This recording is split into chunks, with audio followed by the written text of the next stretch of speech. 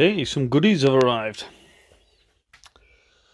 My valve lapping paste and little lapping tool, little suction pads there. Yeah, we've also got a large for intake valves and a small end for exhaust. The valve has came. That obviously little sucker guns on the end there, and then allows me to twist the valve to get it lapped in. Yeah, some of the crimps there for the boot clips. New clutch has arrived, 3-piece. So we've got the release bearing, clutch plate and pressure plate. So that's that lot. The head gasket has also came in the bolt set with all the different gaskets as well. Rubber gaskets for the likes of the coolant manifold, the inlet manifold, exhaust manifold, as well as the main head gasket itself. So I'm now just going to do some prep work. I'm going to lap this valve in, so that'll be that done. I can't actually put it in permanently because I haven't got the spring compressor yet. That's due here Thursday, or no later than Thursday. It may actually arrive tomorrow. So hopefully tomorrow night I might be able to get this in, or it might be the night after, it might be Thursday night, it depends on when it arrives. But I'll get this lapped in now in preparation for that, and then that's just ready to get seated in. I've also got to clean up all the maintenance surfaces on these. Again, that'll be ready once I get the valves seated.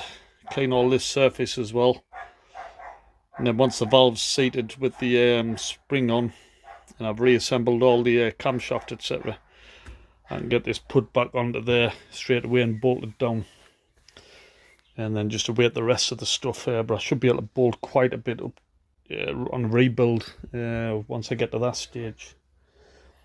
I've got the second gear shaft there to go up to the gearbox specialist at Newcastle. So when I finish work tomorrow, I might nip up and take that straight to Newcastle, depending on what time I get finished. If not, I might have to take it up Saturday. Hey yo, we'll see how it goes. It's not the end of the world, that. Well, kind of is, because I can't put the thing back in the car until I've got the gearbox on. And obviously this is going to take a little bit of reassembling, as we can see, but not the end of the world. I think the gearbox specialist will be able to supply us with these end caps as well. I have seen some on Fleabay for about 15 quid, but they might be able to supply them cheaper, so I'll just ask them about that.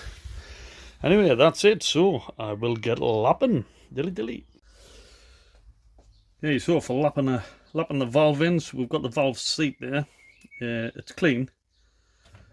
Got the new valve, so I just need to put some the lapping paste, about 4 dots, around the underside of the valve.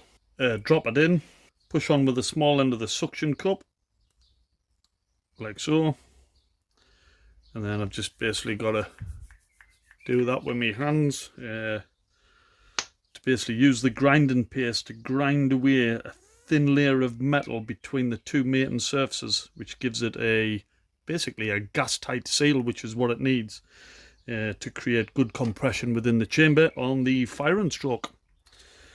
So here we go. So you don't have to be overzealous with the grease or the paste, if you like. Yeah, so smidgen. And then I can just get it dropped in. I'll attach it to this first, and then pop it in there, and that's it. We can see there it's yeah, spot on. So here we go.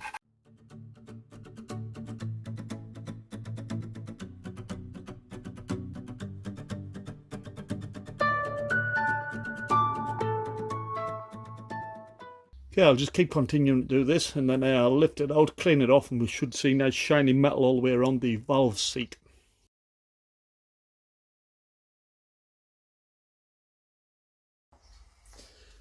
Right, so I've continued to grind that, and it's got to the point now where I can't hear anything, any friction of the paste grinding onto the metal, so it's basically nice and smooth.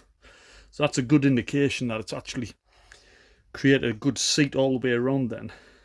So I can just try and lift it out. And then give it a good clean off.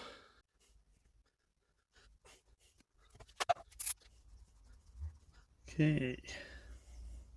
So I was saying shiny before. It's gone like a dull colour all the way around, which I think is what I'm looking for rather than shiny. But yeah, there's another way to test, and that is basically if I pop this valve back in, which is get the head level and fill it with water. Obviously put spark plugs back in so the water can't go out the hole, and then just level off this area so the valves heads are covered in water. Come back the next day and hopefully you've still got the same level of water, and therefore you've checked that your valves aren't leaking. The difficulty is then trying to identify if it does lose any water, which valve's leaking. However, when you take them out, you should be able to see inside which valves are wet. However, that seems to have seated quite nicely. Quite happy with that. I don't think it needs any more work other than that. All seems nice and smooth. See, them ones won't turn because they've got the springs still attached. Yeah, that's pretty much it. One valve ground in.